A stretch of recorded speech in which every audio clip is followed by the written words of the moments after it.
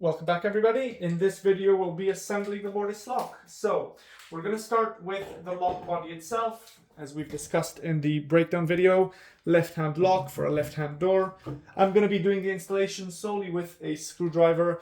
As the door is pre-drilled, it's a wooden door, and there's no need to use any power tools. It's also a way for me to stipulate that there is no need to use any excessive force in locksmithing for the general part. If you're using force, it just means you are doing something wrong. So we're securing the lock body in place very quickly with the wood screws that are given to us by the manufacturer, and determining which side the cylinder is going to be on. It's quite self-explanatory. If you're replacing a existing lock, the holes should be matching up with the right siding. So next step would be to put the plate on with the cylinder. I'm going to use the cylinder just for the initial turn, find the threading properly. There we go. Found the threading, remove the key, and do it with a screwdriver. Reason being, I don't want to use the key as a handle for the cylinder because I may damage the key.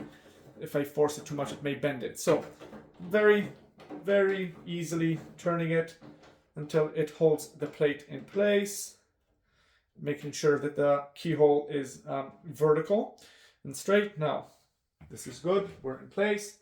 And the next step would be to insert the handle as well as the inside plate. So, excuse me. So the inside plate will go as, let me see the holes. There we go, line up the holes. Goes in, we check it before we tighten everything, that the thumb turn engages the lock properly. Now, I've already attached one side just for the ease of installation. We want to make sure, as we've discussed in the breakdown of the lock, that the pins are from the outside. So cylinder is in this side, so is the pin. I'm closing the split spindle and I'm turning it 1.5 turns and inserting it through the lock. Now, I've inserted it all the way through until I can no longer push in because of the pin. That's how I know I'm in the right place, and I can start tightening the door handle, doing it slightly on this side, and then I continue the rest of it. I'm just going to cross you the rest of the way from the inside. It is imperative to go a bit slow. Find the thread. Sometimes it's a bit difficult to find the thread of the handle. There we go. There we have it. And I'm going the rest of the way in. You can probably speed this part through. All the way in until the handle is in place. There we go.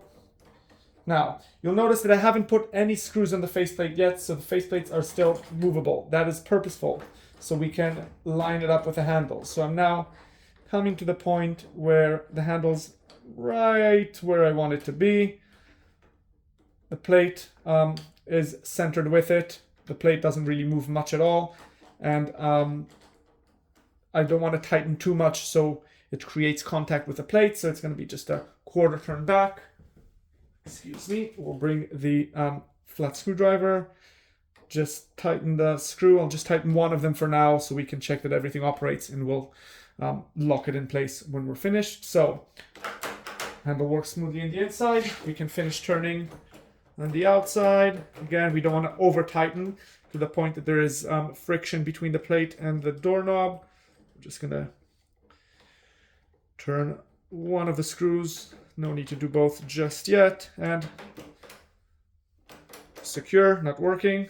I'm working on a button, and it is operating well. Now, at this point, I know that everything is aligned, everything is working. I check the thumb turn from the inside. We'll check the key in now, and voila, the key works as well.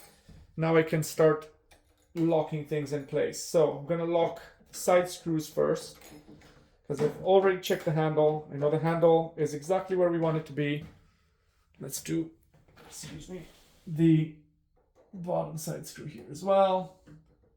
Make sure it's tightened all the way, but we don't want to put too much force as to not over tighten and damage it. Now, excuse me. There we have it. Now that everything is in place, everything is lined up, the handle are moving freely, the key moves freely, we can go ahead and secure the cylinder in place and secure the plates themselves to the door. Now, as I've said, there's no need to use power tools in this specific instance because this is a wooden door. You can see they go in quite easily. And wherever the plate sits now, it is straight to the lock, it's straight to the handle, and it's straight to the cylinder. If I push it a bit too much, it may cause friction with the handle, causing issues. So you do want to make sure it's all lined up. And this is the very last thing you do in the lock installation, is putting the plate in place. A lot of people have a tendency to put the plate rather early on and try and eyeballing the holes in place. I find that if it's the last thing you do and you have already checked that the lock works perfectly beforehand, you're good to go. So we just have these 4 screws and that would be it. Screws in the inside, there we go. Da, da, da, da, da.